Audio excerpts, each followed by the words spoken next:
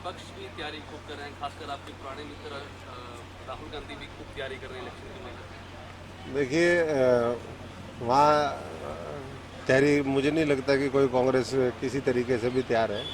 वो तो अ, हार मान करके बैठ गए हैं पहले ही, और इस चुनाव के बाद और बैठ जाएंगे। तो पहले मैं समझता हूँ कि पार्टी बैठ चुकी है पूरी तरीके से, और आने वाले समय में जो बची खुची कसर है 2024 के दोनों चुनाव में वो देखने को मिलेगी। अब सब लोग मन बना चुके हैं, और चुनाव के लास्ट में कुछ होता भी नहीं है। उनके पास तो उम्मीदवार ही नहीं है, गठबंधन के पास भी उम्मीदवार नहीं है, मिल करके गठबंधन कर रहे हैं। जो एक दूसरे को गाली देते थे वो आज एक साथ आ गए। पूरा विरोधाभासी मानसिकता वो देखने को मिलती है।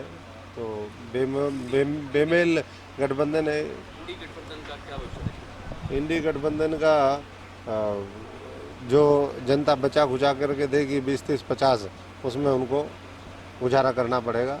तो दिखाने के लिए थोड़ा बहुत विपक्ष जनता छोड़ेगी भी, लेकिन वो जनता को हम इतना ही कहना चाहेंगे कि वो विपक्ष की भूमिका फिर नहीं निभाएंगे, ना संसद में निभाएंगे, ना विधानसभा में निभाएंगे। तो फैसला क्या करना है, अगर वो चाहते हैं कि भाई मोदी जी के जो सपना है 400 पार का, उसको 500 पार पहुंचाना है, तो वो भी पहुंचा सकते हैं। कांग्रेस और आपका गठबंधन कैसे देखते हैं, कांग्रेस और आम आदमी पार्टी? देखिए, गठबंधन तो आप सब जानते हैं कि ये हताशा निराशा में लिए गए फैसले हैं कि किस तरीके से नरेंद्र मोदी जी को, भारतीय जनता पार्टी को रोका जाए।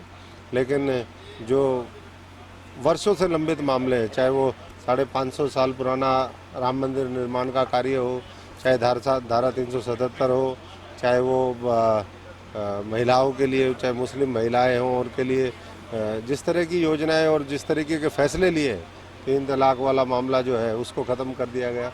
तो नारी शक्ति सम्मान, महिलाओं के लिए 33% आरक्षण विधानसभा लोकसभा में हो, ये बहुत बड़े बड़े फैसले हैं। और सबसे बड़ी बात यह है कि जो इस देश की जड़ों में बैठ गया था भ्रष्टाचार का जो दानव, उसका भी अंत करने का काम वो भारतीय जनता पार्टी ने और नरेंद्र मोदी जी ने किया है।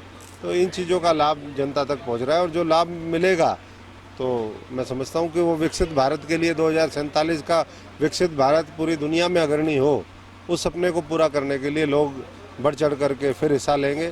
खासतौर से जो फर्स्ट टाइम वोटर हैं उनसे भी हम गुजारिश करेंगे कि वो भी अपना पूर्ण सहयोग करें और देश को आगे बढ़ाने में अहम भूमिका निभाएं। सर, इस तरह के ਜਿਹੜੇ ਅੰਡਰਬ੍ਰਿਜ ਤੇ ਜਿਹੜੇ ਰੇਲਵੇ ਸਟੇਸ਼ਨ ਦਾ ਪੁਨਰ ਵਿਕਾਸ ਹੈ, ਉਹ ਕਈ ਜ਼ਿਆਦਾਤਰ ਜਿਹੜੇ ਸਾਲ ਡੇਢ 2 ਸਾਲ ਹੋ ਗਏ ਉਦਘਾਟਨ ਹੋਣ ਕੀਤਾ ਜਾ ਰਿਹਾ ਹੈ। ਇਹਦੇ ਪਿੱਛੇ ਇਹ ਹੈ ਵੀ ਚੁਣਾਵ ਨੇੜੇ ਆ ਤਾਂ ਕਰਕੇ ਤਾਂ नहीं, देखिए बहुत जगह क्योंकि एक साथ बड़े प्रोजेक्ट्स हैं तो समय नहीं मिल पाता, हर जगह रेलवे मंत्री प्रधानमंत्री जी नहीं पहुंच पाते। तो ये आप देखिए कि हम लोगों ने जो चीज़ चालू होती गई वो समर्पित करते गए, और जो अभी चालू हुई है वो एक साथ मिल करके आज 554 हमारे रेलवे स्टेशनों का और 1500 ज़्यादा अंडर ब्रिज और ओवर ब्रिज का उद्घाटन है। तो जो चीज़ तैयार होगी वो राष्ट्र को समर्पित होनी चाहिए।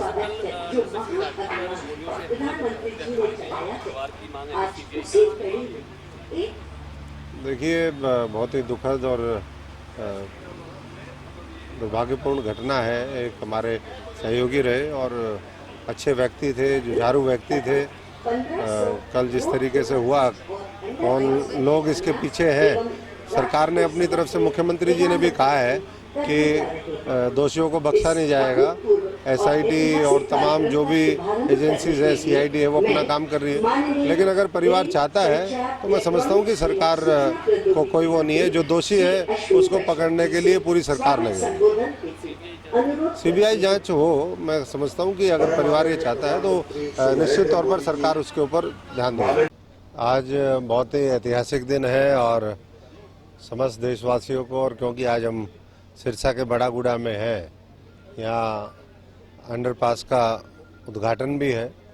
और जैसा आप सब देख रहे हैं कि इस अमृत भारत स्टेशन योजना के माध्यम से 554 रेलवे स्टेशनों का पुनर्विकास, पुनरुद्धार, नए बनना, और साथ साथ करीबन 1500 रोड, ओवरब्रिज और अंडरपास, उनका आज नरेंद्र मोदी जी शिलान्यास करेंगे, उद्घाटन करेंगे और राष्ट्र को समर्पित करेंगे। एक एक अंडरब्रिज, एक एक overbridge, railway station, railway line बनना कितना मुश्किल है, ये आप इस बात को सहज समझ सकते हैं कि वो समय याद करिए कि जब सिरसा का जो हमारा रेलवे ओवरब्रिज है वो नहीं था तो पूरा शहर 2 भागों में बट जाता था। जब डबवाली का ओवरब्रिज और नेशनल हाईवे नहीं बना था 4 लेन, तो कई कई घंटे डबवाली जाम रहता था। आज मैं समझता हूँ कि उन ज़रूरतों को समझा, क्योंकि एक एक फाइल 72 जगह जाती थी सिग्नेचर के लिए, और आज मैं समझता हूँ कि वो सारी दिक्कतों को दूर करके एक ही दिन में 1500 रोड ओवरब्रिज और अंडरपास का उद्घाटन करना, करीबन 550 से ज़्यादा नए रेलवे स्टेशनों की शुरुआत करना बहुत ऐतिहासिक दिन है। और जब तक रेल रोड इंफ्रास्ट्रक्चर अच्छा नहीं होगा तब तक ये देश विकसित नहीं हो सकता। ये प्रधानमंत्री नरेंद्र मोदी जी का और हरियाणा के मुख्यमंत्री मनोहर लाल जी का मानना है और उसी दिशा में आगे बढ़ रहे हैं। जो बजट है, पहले औसतन 315 करोड़ रुपए बजट होता था रेलवे का, हरियाणा की अगर हम बात करें। पिछले वर्षों में 2024-25 में अगर हम देखें तो 2861 करोड़ रुपए, 9 गुना ज़्यादा बजट वो दिया गया, जिसके माध्यम से मैं समझता हूँ कि पूरा आज हम देख रहे हैं इतना 15 नए रेलवे स्टेशनों का भी आज उद्घाटन है हरियाणा के। बहुत बड़ी उपलब्धि ये है।